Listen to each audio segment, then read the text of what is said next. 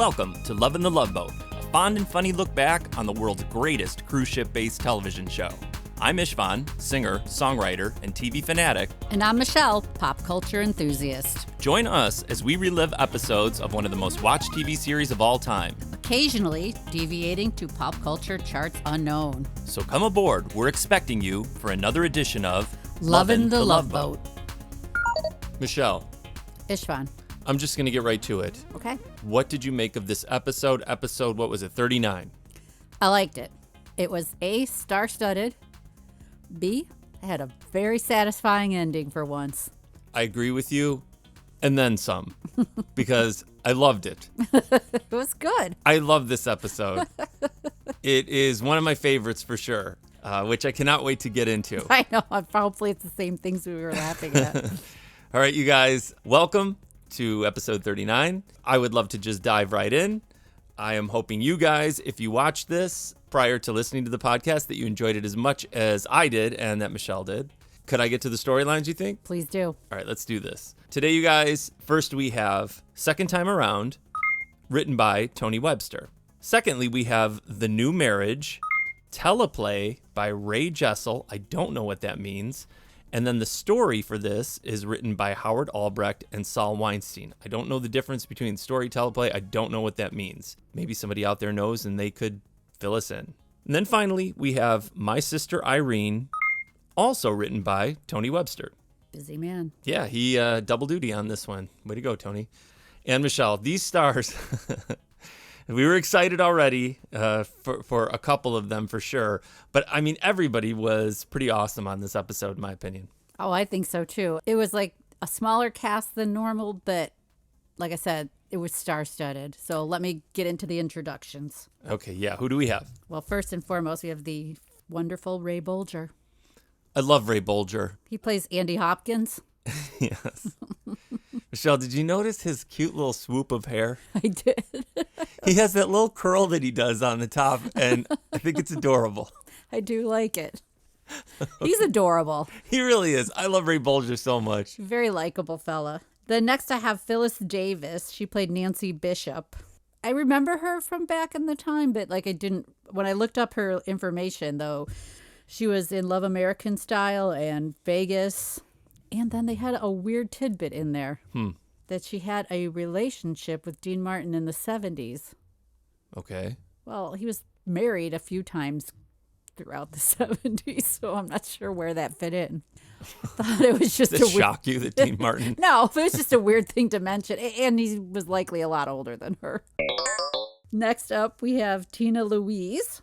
She was awesome. She was great. She played Betty Bricker, Oh my Doc's God. ex-wife. It was so cool to see one of Doc's, because they always talk about all of his ex-wives. You get to see one of them. It happens to be her. She was outrageously great on this. She's still alive, 89. Oh my God. We love you, Tina Louise. Yes. And then next is Peter Marshall as Dr. Todd Gardner, also still alive, 97. That's so awesome. I can't stand it. His outfits on the show were insane. Oh my God. His gold chains. Oh, good Lord. It was mind-blowing what they put this guy in. When you're a swinger, you got to dress the part. Spoiler alert. All right, who else is on this show? Barbara Rush. Okay. She played Eleanor Gardner.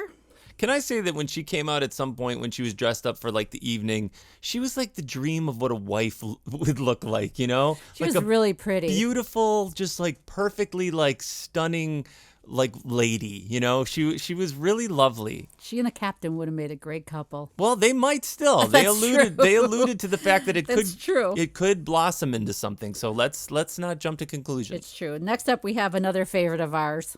Yes, who? Lyle Wagoner. Oh my God. Lyle Wagoner. He was great on this. He's like a unicorn to me. He's like this unbelievable human being. And on this episode too, he is partnered up basically with Tina Louise. He was phenomenal. He really was. It was one of the best performances, comedic or otherwise, on the show so far, in my opinion. Lyle Wagoner, we have mentioned how much the Carol Burnett show meant to us growing up as kids. You know, you had Tim Conway, Vicki Lawrence. Why am I forgetting? Yeah, Harvey Korman. I mean, those two, Tim Conway, Harvey Korman, just loved beyond compare, and Carol Burnett, obviously. And then Lyle Wagner gets thrown in there sometimes, and he is such a perfect foil. He's so great, but he was so funny on this episode, I thought. He was amazing. And he was also awesome in Wonder Woman, don't forget. Oh, that's right. Oh, my God. I love Lyle Wagner. And his Star Wagons, remember that? Well, you got to tell people because you're the one who told me about this. Oh, like at some point he decided to buy up the wagon, like the trailers that they used He's so smart. for makeup and that the stars would stay in during filming. So he bought up a ton and opened up his own company and rented them out to movie sets and stuff. Shrewd businessman. Well, here's the crazy thing. Huh. Once again, I'm reading some extra information. So he died, I think, in like 2020 or something. Oh, that's tragic. So he had that and another business that was like tied into the wagons. Mm-hmm. His son sold it for $222 million to another company. He God set his bless. sons up right for the Oh rest my of their God, lives. That's amazing. I know. Why was Lionel Wagner not my dad? Oh, I curse this Maybe life. we should take a test. Oh my, yeah, really. Get in on that million that they just made the deal maybe like a year or two ago. So. Nancy Bishop hooked up with Dean Martin. My mom hooked up with Lionel Wagner. Mom, how dare you? You got hair like him. Very nice. No, I have hair like our next star, Martha Ray, I thought. As I was looking at her hair, I'm like, I think it's kind of similar to hers. I was thinking maybe that's a look I should go for in the next 10 years. Please don't. Wearing like graduation gowns and then God. Yes, but we have Martha Ray on this episode. gosh, she was awesome too. She's so good. It's crazy. It's absolutely crazy. Her gestures, like her comedic gestures, are so funny to me. It makes me laugh every single time. She's hysterical, honestly. Did you know she was married 7 times? I saw that she was married a lot. I didn't know it was 7, but it was like this remarkable amount of times. And we all know her last husband, Mark Harris. Maybe everyone doesn't. Just the hairdresser. Very questionable relationship. I think he was pretty honest about it. I think it was more just companionship for her at the end of her life. Oh, well, very nice. Yeah. Well, let's meet everybody and who they are as they arrive, as we always do. First and foremost, first one on the ship, all up by herself, which is very, very telling, very foreboding, is Eleanor. And the captain, not Doc, sees her right away and notices how attractive she is. He swoops in to say hello, see what she needs, if she needs to find her way to the cabin, and invites her on a personal tour. Good morning. Good morning. I'm Captain Steubinger. Oh, I'm Eleanor Gardner. Welcome aboard. Have you sailed with us before? Oh, no, I'm a novice. This is my first cruise. Tell me, do they have organized tours at ports like Mazatlan or Port of Vallarta? Yes, we can give you that information in the purser's log. But when we get to port, do you care for a personal escort? Oh, well, that sounds very interesting. I'll ask my husband when he comes aboard. Husband. I found the beginning of her storyline slightly confusing. Yeah, me too. This is the only questionable element of the episode is her relationship with her husband. That he's like this super author, touting the benefits of open marriage, and she doesn't seem interested in it at all. No. And that's really weird, incredibly weird. But this is the thing. I let this all slide, Michelle. Seriously, I really did. I'm like, I got to let this go and let them kind of explore this, give them the benefit of the doubt as far as this sort of, Right, because you didn't know which way it was going to go. Like, was she going to accept it or was he going to change his ways? True. It was open at that point. True. And it was the time, though. I mean, growing up, you always heard, or even later, you'd hear things about key parties and all that stuff. And that, in the 70s, there was all this sort of, behavior that was taking place and people sort of, testing the bounds of marriage and just being, freaky deaky with each other all over the place. So they're concentrating on this, and I thought they did a really kind of a cool job. She was awesome. Peter Marshall was fantastic. Oh my gosh, even in that opening scene, the way he was dressed. He had double gold chains on. Oh my God, it was so incredible. The one around his neck and then one under his collar, the bigger one. Yes, but it was really good because he was being sort of either intellectual or pseudo-intellectual about it and being a bit arrogant about all of these things. That it's void of emotion, basically, you doing these things. And I thought that they handled it kind of pretty accurately and really well. I agree. Who do we have next arriving on the ship? Well, Michelle, we have a person we've been waiting for. Miss Martha Ray comes on. She's cute as can be. She's like that ball of energy, you know what I mean? She like really is. the way that she moves just makes me laugh every single time. It immediately is entertaining. And she comes on happy but nervous because she is about to meet it was her love? Was it Her old college flame. Yes. And so much time has passed. And 40 years. Yes, and she is... Looks longer, but 40 years. She's freaking out. Can I help you, ma'am? Oh, thank you. I'm Irene Austin. Oh, Mrs. Austin, you're on the promenade deck, cabin 346, and your friend Mr. Hopkins will be in 348. Mr. Hopkins hasn't checked in. Not yet, no. Oh, good. I have some time to make some major repairs. You don't need repairs, you look wonderful. For an older woman. I don't know why I let Annie talk me into this crazy idea in the first place. Pardon me? He's expecting the Irene Austin that he knew in college. That's 40 years ago. You haven't seen him since then? Well, we've kept in touch. Christmas cards, letters. When Andy found out about my divorce, he wrote and suggested that we meet again. Here. That's what I call romantic. But what if he doesn't recognize me? Mrs. Austin, he's 40 years older, too. That's true. Yeah. For all I know, he could be a bald-headed old man with a pot belly. Yeah. And then we are very excited because we are going to meet one of Doc's 4 ex-wives. And she arrives, the lovely Tina Louise. And I don't know, did he know that she was coming on with a potential fiancé? No, again, this one was slightly confusing too because I didn't quite understand what her end game was.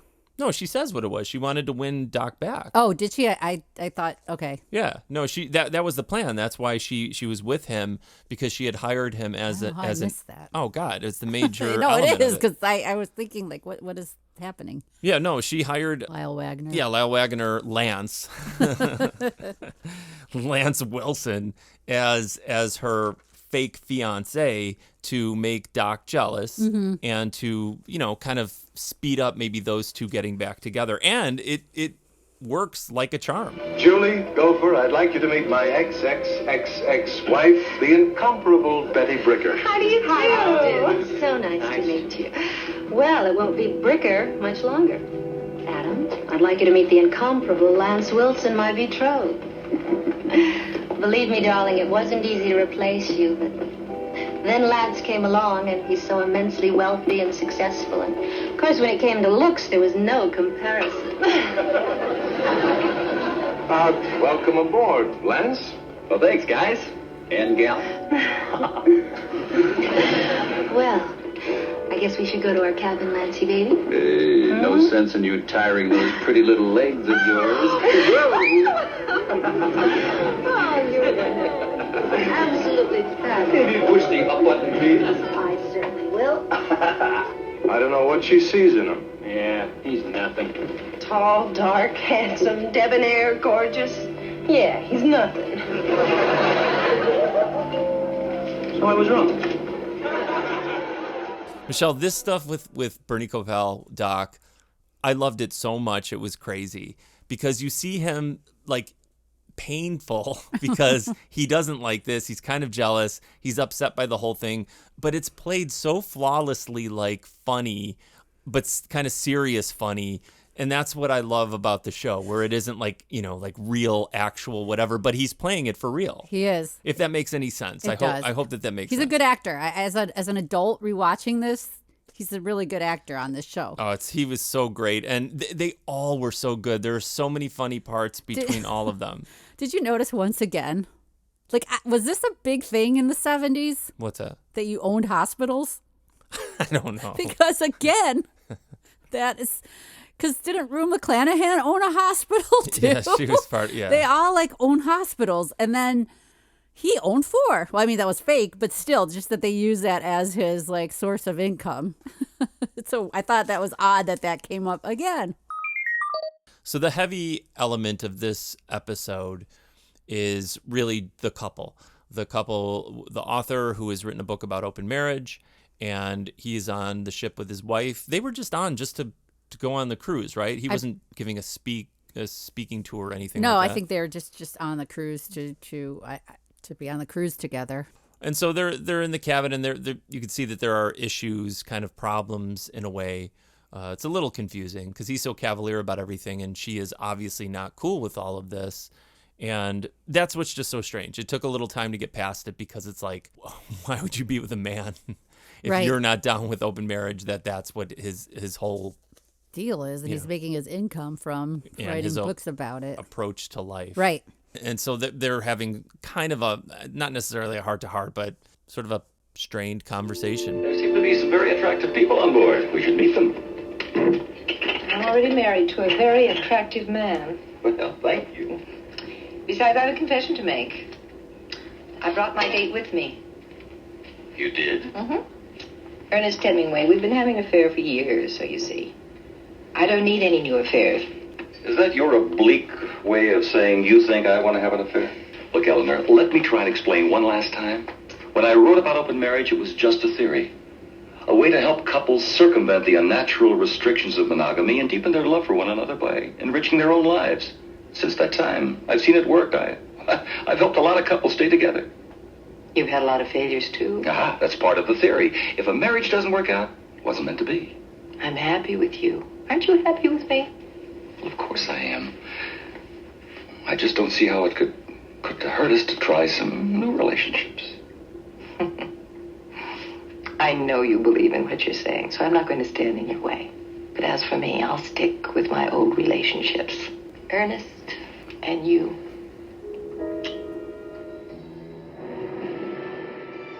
So Hotsy Totsy, Michelle, Yes. she takes a break from Dean Martin, and she comes waltzing to the pool, and she knows him, or, like she's aware of him and his book, right? Yeah, because isn't she like a psychology major or something? Don't ask me, I don't know. Writing her dissertation on something. But yes, she's aware of his books and who he is. Yeah, and she like hones in on him, does not care that the wife is there. Well, because that's his whole spiel, I guess. Yeah. But still, you might want to size up what the partner is like and realize she's not Right. happy with it, but she does not care at all. He doesn't either. Well, hi, neighbor. Hi, neighbor Istvan. Oh, the book. What did you think of it? I'm always interested in a lay opinion. Well, you won't get one from me. I'm a psych major. I'm doing postgraduate work on the sexual revolt of the 70s. And you think my book is revolting? Don't tell me my idol has clay feet. No, just cold feet. Tell me, how do I get up enough nerve to ask you to dinner? Are you nervous? Oh, I get it. Your wife, right? Oh, no, that's not it at all. I'm free to practice what I preach. Well, doctor, what you need is a little less preaching and a little more practice. Why don't you meet me at 6 for cocktails? 6 for cocktails. Also at the pool during all this, A glorious tall man in a brand new bathing suit. a two-piece bathing suit, matching two-piece bathing suit. He looked so great. Legs for miles. Oh, my Lord. Yeah, he has He had really nice legs. Tommy Toon legs, yeah. But he comes waltzing in. It just the way he plays this as like a totally narcissistic actor, just so obsessed with his own performance, how good he is as an actor. And it's so awesome. It was so enjoyable to me. And Tina Louise was great too, because she was really pleasant through it. And I don't know, this was just one of my most favorite, I think, scenarios that we've seen so far. Yeah, I like him going through his list of things that he purchased for himself on her dollar. Yeah, he's buying all kinds of stuff and he's enjoying himself. She draws the line at the fancy watch. Hey, nice bathing suit. Thank you. I bought it in the men's shop. All I did was sign your name. Because I'm not made of money. Nobody in theater expects an actor to supply his own wardrobe. Oh, well. It's just a bathing suit. And a new tuxedo and dress shirt. Lance! I bought the bow tie. Oh, by the way, we're having dinner at the captain's table tonight. 8 o'clock sharp. Really? Mm-hmm. I wonder what time it is now. A watch, too? That's a very important prompt. Take it back. What's my motivation? The motivation is if you don't take it back, I'm going to break both your legs. That works for me. Now, Michelle, there is something else that is mildly confusing, though, on this episode. And I give this like the highest of ratings, across the board, is that Martha Ray is freaking out because she's concerned that she looks too old, that she isn't, I guess, good enough for this person that she's meeting. And you can understand being nervous if you haven't seen somebody for 40 years. That would be pretty stress-inducing. Definitely. But she goes so far as to then pretend that she's not herself. Nope, she pretends to be her sister, Althea. Another old-timey name. And it was really confusing because they were right next to each other. They had like adjoining cabins. Right. So it's just like, it was pretty implausible.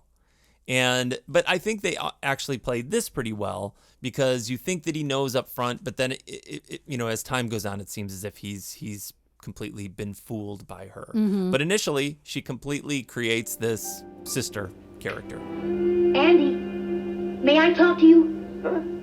Oh, sure. Andy, there's something I have to tell you. If you're not Irene Austin, you're close enough to be her sister. That's what I want to tell you. I'm her older sister, Althea. I didn't know Irene had a sister. Oh, brothers, sisters, she's got them all. Well, Althea, how come Irene didn't make the crew? Well, she just changed her mind. She decided to go back to her ex-husband. I get the picture. Oh, but she's sorry. She's really sorry. Well, you tell Irene no hard feelings. I hope she's very happy. I'll tell her. I'll tell her. I'll also tell her she's an idiot. Michelle, they're all getting ready for dinner shortly after all of this. And the thing that I noticed especially, maybe is another reason why I enjoyed this episode so much, because we have been very critical about the cuisine on these cruises, I have notes right? on it. The food actually looked good on this cruise. For French night or France night? Yeah, like all the time. Like they had like all kinds of stuff. Like they had sort of like appetizer-y type or whatever that is, finger food or something. That looked good. The desserts looked good. And the regular food looked legitimate. And full-on mime waiters. Yeah, like they even They had dressed like mimes. fun people serving this good-looking food to everybody. So that was actually enjoyable to me. Like I was enjoying every element of this cruise. I did too. I was like, that was nice. Sometimes it's fiesta, but I like the French theme. Yeah, it was pretty nice. Well, the French thing, I think, is like they're tying it into the whole like, freewheeling open sexuality kind of and stuff like that. Like it's French inspired. That was my take on it, really. But that's the thing. They're all gussied up for dinner. I've already mentioned the one woman looking very, very lovely as sort of some sort of classic ideal of what a lovely wife would look like. Her gown was very stunning. Oh, she looked great. And Marshall puts on the only non-groovy clothing, I think, that he wears on the entire cruise. He's good to go. She thinks that they're going out to dinner, but he has made other plans. Hi, honey. Glad to see you finally got out of the cabin. Well, I was going to go into the lounge for a drink. Look, how about you buy me a margarita? Good looking. As a matter of fact, I already have a date for cocktails. How? I'll cancel if you want. An open marriage has to be a two-way street. I mean, there's no point. No, that's all right. You go ahead. Thanks. I was counting on your support. What about dinner? Us? No, I mean you and the girl, silly. Well, you go ahead. I'll be fine. You sure? Of course. That's my girl. You're the best. I thought this was really sad. I did too. And it was really upsetting to me. And this is where it got real for me and where like I immediately let go of the whole implausibility because he wasn't being totally jerkish. He was like offering, well, I could cancel plans and we could whatever, like to where he really was a guy who believed like this could all work. You know what I mean? You could still have a marriage, but at the same time, you're going to go out and, you know, whatever, be with other people. But he should have stuck to his original plan, like where he was just going to have drinks with her and then he should have had dinner with his wife. He should have split his time up better. Yeah, but she also should have been more assertive. Yeah. I mean, like, you can't just let it go and then be bummed out, because that's exactly what's going to happen. You know, you have to stand your ground and you have to say that I'm not happy with this. She's trying to trust the process. I guess so. And that's where the way that they handle these things, I am impressed with, because life and relationships and everything get very complicated. And they really do take on a lot of these things in kind of these sitcom-y ways, but they are taking on like the complexity of marriage, adoption, you know, being a parent, a lot of really serious stuff. And this was kind of, I thought, like an interesting, different perspective on things. I thought so too. Yeah, and them tackling that was really cool. And the same thing with the Martha Ray Bolger thing. All of it was awesome to me, honestly. As you all know, I love Captain Steubing. And once again, he comes to the rescue. Yes. He sees Eleanor sitting by herself at the table, very weepy. Walks past, like, I think he says a little something to her, then he goes to his table, but he keeps looking at her. Yeah. Concerned. And he becomes this literal shoulder to cry on for her. And throughout this is just obviously the man that she really wants in her life. Right. He's caring. He's thoughtful. He's obviously a good man, because he ultimately won't do anything with her because she's married. He's a gentleman. He is a gentleman. Gardner, is there anything I can do? Do? I see what's happening. I just thought you might like someone to talk to. A shoulder to cry on. Even though it is the shoulder of a stranger. Oh, thank you, Captain. Oh, you've got it all wrong. I'm encouraging my husband to see that young woman. He thinks somehow it will help our marriage, and somehow he really believes in what he's doing. Maybe he does. I don't. I don't think you do either. Captain, I think I'll take that shoulder after all.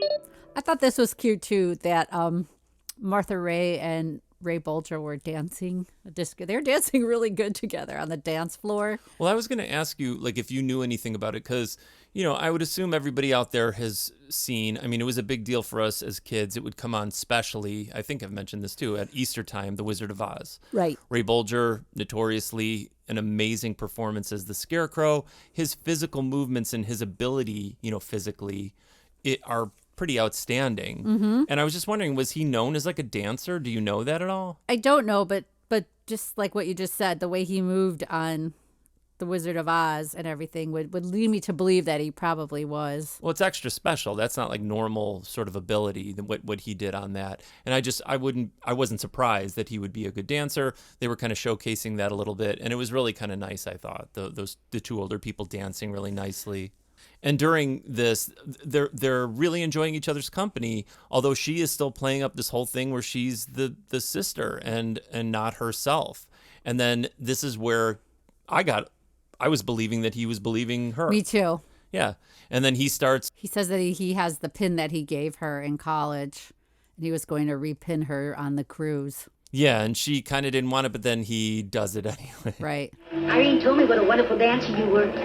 She's a wonderful girl. There's only one Irene. What else did she tell you about me? Well, she told me about the night you pinned her at your fraternity house. And she also told me what happened at the lake. Later. You know, after Irene got married, she sent my fraternity pin back to me. It may sound silly, but I was hoping I could pin it on her again. May I see it, please? Of course. You can have it if you like. I have no use for it anymore. No. Oh, no, I couldn't. You'll find somebody nice to give it to someday. I've already found somebody nice to give it to. You know, everybody's acting on this is actually seemingly working. You know, Martha Ray seems to be fooling Ray Bolger, and Tina Louise and her actor fiance are really fooling Doc. And he's at the bar watching them, enjoying themselves, and he's very upset. And this is, you know, the scenes with him are just honestly some of the funniest, and he's completely confiding in Gopher and Isaac that what they think is not really what it's all cracked up to be. Why'd she have to bring him here? Free country. Hey, Doc. Being divorced from Betty hasn't slowed you down up till now. You guys. You think of me as this sophisticated, extremely charming man that all the women go wild for. When really, I'm a lonely wretch who spends his life wondering why he can't keep the love of a good woman. There was a time when I thought Betty and I could last forever. But then... You started dating some blonde. How'd you find out about that? Wait here, darling. You know how Lance is quietly powerful? You're noisily lecherous. Hey, Betty. Here's your drink. Oh, thank you, Isaac. I really need it. Lance is just dancing my feet off. Betty, where did we go wrong? Oh, darling, who cares? Who cares? Michelle, when Tina Louise comes up and just says, you know, oh, who cares? Honestly, I was laughing out loud. It was so funny to me. And Bernie Coppell's reactions and the way that he delivers his lines are just incredible to me. I thought they were really good together as like a couple, like an acting couple. As we're well aware of from the last episode and his dealings with Los Compadres, the captain is very, very well versed in Puerto Vallarta. Yes. He knows all the nooks and crannies, all the good places, and all the good 25-piece mariachi bands. And where the best margaritas are. Yes. So he is trying his hardest to entice this sad, sad wife into enjoying herself and not just wallowing in the sadness of, you know, what's taking place in her marriage. And he is finally successful, right? Right, he is. He convinces her after a little singing to accompany him to Puerto Vallarta. Thanks for bailing me out. Well, it's always a pleasure to have breakfast with a beautiful lady. Yeah, I've never lied to Todd before, but suddenly last night it just seemed very important to say I had a date. I understand perfectly. Right now, it's very important for me to say that I have a date. To tour Puerto Vallarta this afternoon. Oh, Meryl, I just feel I'm using you to get back at my husband. Well, maybe I'm using you. Maybe I'm taking advantage of a time when you're confused and upset. Or maybe we're just two people who'd like to hear some good Mexican music. Does that mean yes? Or do I have to give you a free sample? La cucaracha, la cucaracha. Sing no matter where you are. Good. La cucaracha, la cucaracha. Play it on your own guitar. Yes, I'd love to. Michelle, you know what I like too? Like sometimes they go, this episode was so great to me because then it gives you like this understanding of the ship, because they do like this B-roll kind of shot on the outside. People are just wandering around, and then it pans over to the window with like ferns or something in the window, like plants. Oh, yeah. And that's Doc's office, you know? That's right. Oh, I love it. I love it so much. So you're like, oh, he's on like the main floor. That's where he normally is. And inside of his office, he is futzing around with Tina Louise's eye. Yeah, I can understand that. There. That feels good. I mean, how does that feel? I always get what the doctor says and what the patient says mixed up. It feels wonderful. How does this feel? Like old times. Oh, Betty, I've missed you. It was hard breaking up. Yeah. Just dividing up the china and the silverware took days. Did we make a mistake? I know I did. I took the knives and the forks, and now I haven't got any cups and saucers. Be serious, Betty. Maybe we should... Maybe we should what? What's going on here? I was just taking something out of her eye. As a doctor, I take things out of ladies' eyes all the time. Oh, yeah? Well, maybe so. But that's not just any eye. That eye happens to be engaged to me. But take it easy. Look, buddy, you may be good at taking things out of eyes, but my specialty is putting things into eyes, namely my fist. Adam, let me talk to him. Well, somebody better talk to him, or I may just have to punch his lights out. Oh, yeah? What do you think you're doing? Playing the part of a jealous lover. I thought it came off pretty well, didn't you? You're ruining everything. You see, I was trying to combine the characters of Cary Grant in one of his light comedies with Charles Bronson in Death Wish. You were marvelous. Thank you. Now will you please leave? But I haven't finished the scene. An actor has to finish the scene. Otherwise, it's like telling Lady Macbeth, forget the part about stabbing the king. All right, Lance. We'll both go. Well, I'm glad you understand. Because if Lady Macbeth doesn't stab the king, she is nothing but an ordinary, dissatisfied housewife. What I found great and funny at the same time is then Lyle Wagoner comes busting in like the jealous fiancé. It was so great. He's threatening to fight Doc. It was so awesome.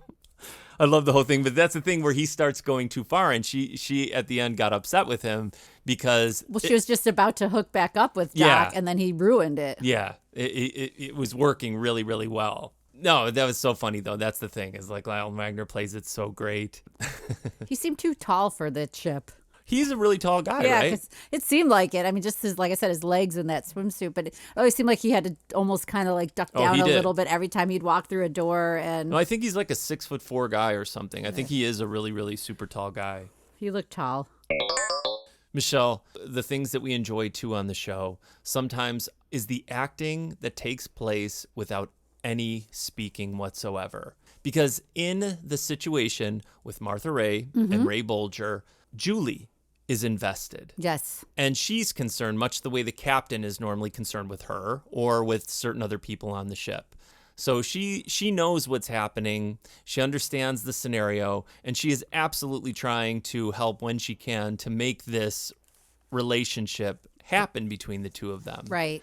So she's watching these guys, they're dancing, everybody's enjoying them as a couple, and it's working so well that Ray proposes. Oh.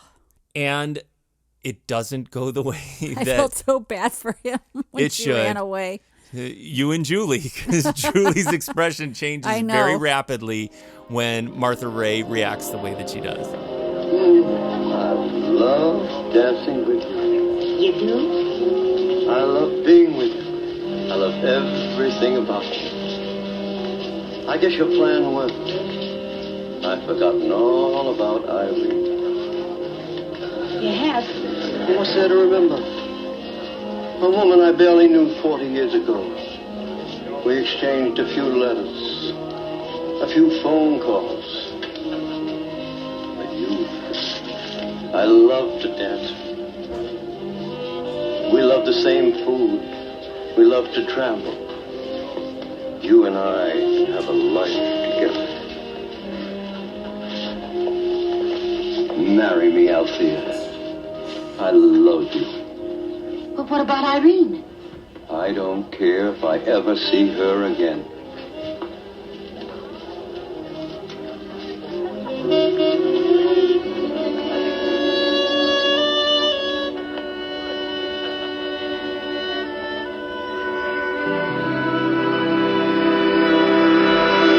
Now, guys, on the ship, everyone's acting is working flawlessly to where things are going the direction that everybody wanted. And one other thing goes a little too well, and that is the relationship between Peter Marshall and his super fan. Now, Michelle, we've discussed this together, and I think you didn't realize this. I do believe that when Peter Marshall takes this woman out to dinner, things go exactly the way that certain dates are intended to go. You mean they made Whoopi? They did. I think I'm almost 100% sure that they did. You're probably right. I guess I just didn't want to believe it. Yes, because he comes home super late. She's still up. It's 4 a.m. And the way that they talk later in the show, it's as if like, what we shared together, she does this sort of like interesting pause. They don't say it outright, but no. But I also was thinking too, if they did do it, why would he be completely tuxed? His tux was like still perfect. His tie was perfect. Everything was like perfect. You just kind of come back with. Well, what are you gonna do? Come back with like no pants? Well, no, your tie would be untied or something. Details. Yeah, I don't know. He's a dashing guy. He was all about his clothes. Regardless, he was with this woman till 4 o'clock in the morning. Yeah, but then these two meet up, and we actually had our fan and former guest Stacy message us about this episode, and I didn't understand at first, but then I did, that my favorite candle holder is... I saw it. Yes, is in the Pirates Cove when these two get together and things go south. We even dance great together. I guess that clinches it. Clinches what? Our relationship, silly. But I can think of a better way of clinching it. I have such wonderful plans for us as soon as you're free of Eleanor. What do you mean? I have no intention of being free of Eleanor. Now, you understood that from the beginning. Yeah, but haven't things changed now that we have what we have? No. I began this relationship knowing that it would strengthen the way I feel about my wife. Well, what do I get out of it? Well, like you said, what we have. I see. You really believe all that junk you write? Oh, well, of course I do. Well, I'll tell you something, Todd. In theory, it's great, but when you're personally involved, it hurts. Nancy, there's nothing wrong with that. As long as you allow yourself to experience the pain and don't suppress your feelings. Do you understand what I mean, dear? Mm-hmm. Todd. Yeah? Suppress this. Yeah, so Michelle, this woman thought that now they were going to be together. Yeah, she was falling in love with him, which was totally not what his book was about. It was just kind of like about like having flings. Yeah. And he's just maintaining that, no, this is just one of those things. I didn't understand his philosophy exactly. It just proved that it really doesn't work because people get emotionally invested and then they get jealous and they have expectations. And I think that was the whole point because it's not going as he expected it to go, where it was going to strengthen his marriage. And yes. And Stacy also mentioned, and now I understand, that it was a complete waste of a perfectly good martini. Oh my gosh. Because she dumped it in his lap. Between that and people always walking away from You hate the waste of alcohol. I do. Well, the drinks look so good. Yeah. And then they walk away from them. Well, sometimes when you're mad, I mean, maybe, better use a alcoholic beverage as a weapon than something else. Chug it and then go. Quickly, while we were talking earlier, I was looking up Lyle Wagoner's height. Yes. 6'3.5". Yeah, it's pretty good. Pretty Not tall. Peter Isaacson tall, but tall. Yes. May as well jump into the rest of his storyline. He had an excellent scene with Doc in his cabin. Oh, my God. Lyle, when you're always lobbying for people to get an Emmy, you know what I mean? Like for decades past. Yes. I think he should have gotten one for this because he was so funny. He was so great in this role. I love that they made this character and he was perfectly cast for this. So full of himself and his great acting. And then Doc's trying to like one up him with like his acting in King Lear. Yeah. Oh my God, it's so great. But it's basically where he reveals, like he just divulges to Doc that like he was acting the entire time to get him to be jealous and go back with his ex. And he also reveals that he's falling in love with Tina Louise for real. Yeah, it dawns on him at this point. Mm-hmm. Lance, just a moment. There's something I want to say to you. Now wait, before you say what you want to say to me, there's something that I want to say to you. Come in. Me first. No, me first. I'd like It's my cabin. All right, I can't argue with that. Okay. I've been watching you and Betty. And she'd probably marry you again, only it wouldn't last. Because you're from two different worlds. And when two people are from two different worlds and living in one world, that's a total of 3 worlds for only 2 people, leaving a surplus of 1 world. That's interesting. You like it? That's what Claude Rains said to John Garfield when John Garfield wanted to marry Claude Rains' daughter, Rosemary Lane. But of course, it's not exactly what Claude Rains said. As a serious actor, I like to improvise. That way I can bring some of myself to the parts that I play. You're an actor? Of course. How else could I recreate Claude Rains right before your very eyes? That takes years of study with the finest teachers. Of course, Betty was looking for the best actor she could find to play the part of her fiancé. Oh, I think you're the most marvelous actor I've ever seen. There is Olivier, you know, for the older parts. Being such a great actor, do you suppose you could play the part of a funeral director? Well, I suppose so. Why? Because I'm going to kill Betty. Touch a hair on her head. I love that woman. Oh, what movie is that from? I don't think it's from any movie. I must really love her. Yes, I do. I definitely love her. What good's that going to do me? She loves you. She only hired me to make you jealous. Well, wanting to make me jealous doesn't prove she loves me. Just the same as being jealous doesn't prove I love her. But I do love her enough to want to help her. Maybe I can help all of us. How? I used to do a little acting myself. In fact, some people thought I was one of the finest 15-year-old King Lears they ever saw. Needs work. Wait, Michelle, like Doc now is going to go into his fake acting to let her down easy because he cares about her still. But Doc goes into total full-on soap opera character. Very dramatic. Where he tells her what, that he's married? And he has 4 kids or something. One is like an architect who can't dig because he's got a bad back.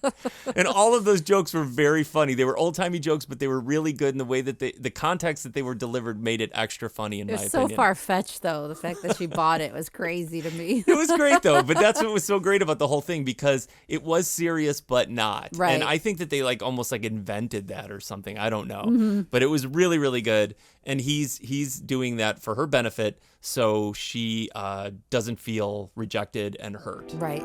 Oh, Betty. I've been thinking about what went wrong with us. And I think it's because I was probably never very honest with you. I haven't exactly been very honest with you. No, you've been honest. But I'm still not honest. And honesty is the best policy. So, I'm going to be honest. Honestly. Yes. I'm married again. You're what? And my wife's pregnant. And there are 3 little ones by her first marriage. And I'm supporting her brother because he's unemployable. He's an archaeologist who can't dig because of his bad back. And your poor wife. Oh, she gets a lot of help from her arthritic mother when she isn't falling out of a wheelchair. With all your troubles, Adam. We usually renew our faith in mankind and one another by going bowling. If you'll excuse me, I don't want Lance to see us together again and get upset. Thanks for being honest. Dr. Todd and Eleanor's storyline took a turn I was not expecting. Me neither. Because it's the Love Boat. But it was really good. It was really good. So after her time with the captain, I think she just realized there are better people out there for her.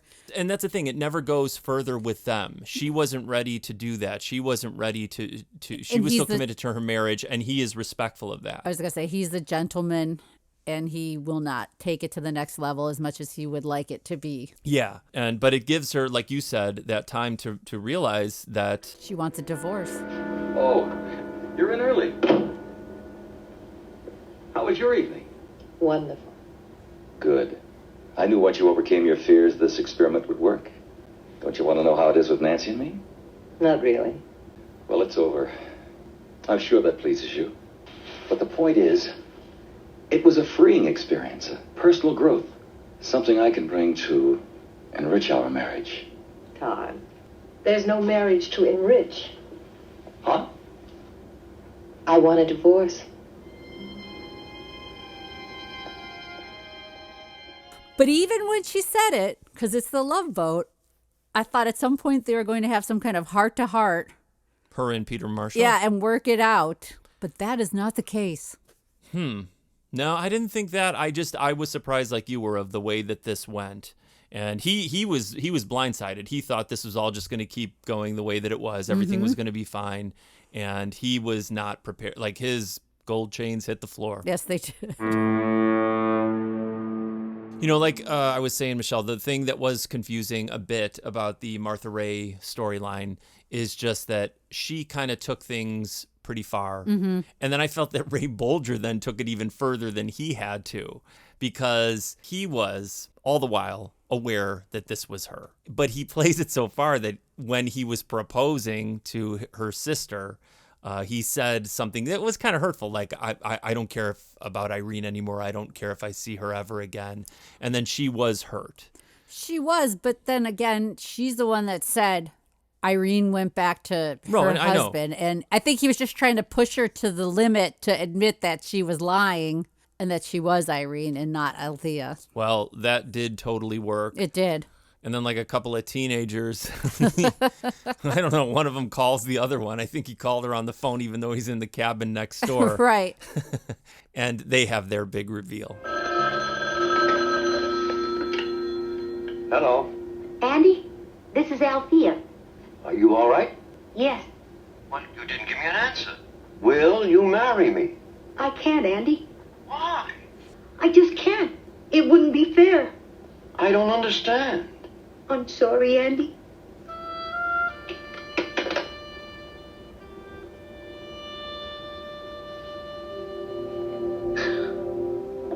I love you, Andy. I love you too. Irene.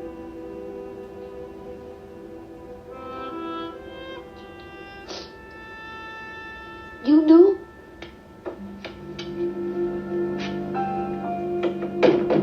Of course I knew. How could I ever forget the face of the only woman I ever loved?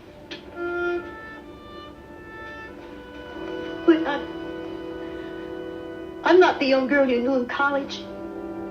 Those years. Beauty is in the eyes of the beholder. And in my eyes, you're the most beautiful woman in the whole world. Still. Mrs. Austin, I was just thinking, why don't you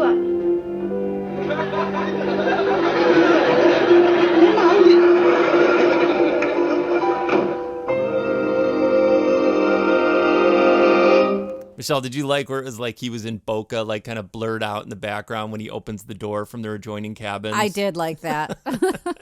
And they were really cute together, I thought they were great together. Yeah, I liked it a lot. And like you said earlier, her facial expressions and her physical humor was so good. Remember when he was on the deck and he was like exercising, doing these old man calisthenics, and then she tries to do it, and then she's like, "Nope." Her little hand gestures, they're so funny. And at that part just now where they're kissing, and Julie comes in to try and cheer her up, where she's pointing to get out of the room. Do you think that's where my hand gestures come from, Martha Ray? You have so many old timey like mannerisms. I watched a lot of TV as a child. And as you said, you were raised by older people. Your grandparents had a big influence on your life. But those people were the greatest. I mean, that older generation were hilarious, and they gave it their all physically to make people laugh and to entertain people. And that's why we love them so much. Mm-hmm. At this point, you know, some not so nice, but everybody has kind of like resolved their situations, both for better and for worse. Mm-hmm. Unfortunately, I hated to say goodbye on this episode because I enjoyed it so much. I know. But everyone's getting ready to leave. And Swinger Man, comes strutting out. Tries one more time to hook back up. Well, he thinks everything's going to be cool, I think, still. This guy thinks everything's just going to go his way. And he bumps into, or he sees his fling, and she lets him have it. Oh, Nancy. Hi, honey. Can I, give you a lift into town? You mean, can you and Eleanor give me a lift? Eleanor? No, Eleanor's leaving me. Oh. Well, like you always say, if a marriage doesn't work out, that's the way it was meant to be. Right, Todd? Does that hurt?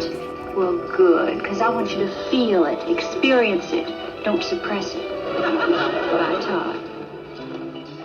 After that diss, two people that aren't dissing each other, Martha Ray and Ray Bolger.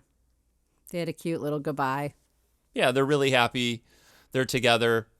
You know, he's aware that that's her and she's aware that he knows. Right. And they just have like a classic, really nice goodbye. Well, bye, Julie. It's been quite a cruise. It sure has. Oh, thanks for everything, Golda. You bet. Bye-bye. Bye-bye. Bye-bye. Thanks for sailing with us. Oh, pleasure. Still haven't answered my question. Do I look as good as I did when we were in college? Do I? Now listen here, young lady. I don't want you to say, do I? I want you to say, I do. I do. I do. As much as I appreciate the scenario between the captain and Peter Marshall's wife, once again, the captain loses out again. I know you said that they allude to that maybe down the road they will get back together when she's divorced, but I thought they had a really nice ending together as well. Perhaps we'll have a chance to spend more time together now that you'll be... Perhaps we can. But whatever happens, whatever becomes of us, let's promise ourselves one thing. What's that? We'll be friends first. I don't know. We'll be friends first, last, and always. You gotta keep in mind, Michelle, he's a captain of a ship. I know. So everything is a bit more complicated for the captain. I He's understand. made that choice in his life. I know. So the fact that it is open-ended and the fact that she is just not ready to dive into a relationship at this point is something that he can handle. She felt free. She looked free as she walked off that ship. She looked happy for the first time this whole cruise. And you have to remember this too, that every single member of our crew that we love so much, their main goal in life is to make people happy. Right. So that is their priority, and that's exactly what he did. He helped this woman, this wonderful woman, through a very difficult time in her life. And that is something that is going to make him feel happy and proud. And then you never know. True. When they're going to get back together and maybe see if that doesn't blossom into some other bigger relationship. Would be nice. Yes, it would. They made a good-looking couple.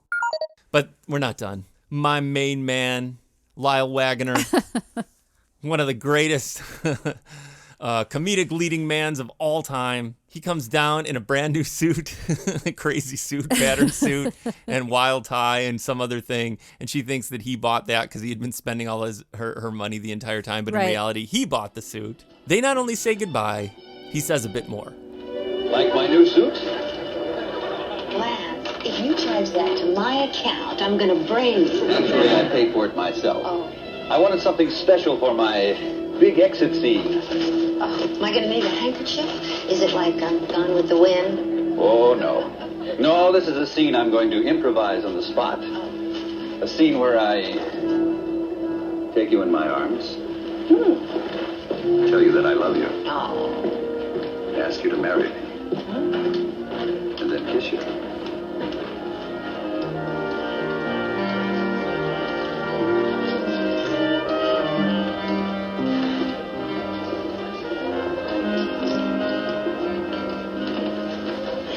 That was some showstopper. You're a wonderful actor. Who was acting? Now, Michelle, I think that they really did something unusual on this. We have given the Love Boat a hard time, and deservedly so, that they just have people fall in love within 5 seconds of meeting one another. And the fact that these two being together in the way that they were, her hiring him and all of that, and it leading to the fact that they realized that they do actually really love one another, I thought was really kind of cool and unusual. It definitely was something different for the Love Boat as the scenario. Yeah, and I thought it was really like kind of fun, but also skillfully handled. And also with Martha Ray and Ray Bolger as two people who hadn't seen each other for a long time. I thought that was nice, too. No, I agree. It was all plausible, all the situations. And like I said, I was pleasantly surprised with the divorce going through. Yeah, honestly, they handled that really well, yeah, too. So It was such a great episode because it was fun. It was super funny. I was laughing all the way throughout. I give this a 10 out of 10. All right, so we need to get a cruise together. We need to start working on this. And as soon as fall hits, things will slow down for me, and then I can start giving things like that some real, actual thought.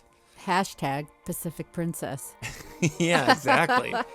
I guess then it's time to set sail on another episode of Love in the Love Boat. Yeah, so hope to see you guys all back here for the next episode. Until then, I am Istvan. I'm Michelle. Captain Stubing, please come to the bridge. And we are Love in the Love Boat.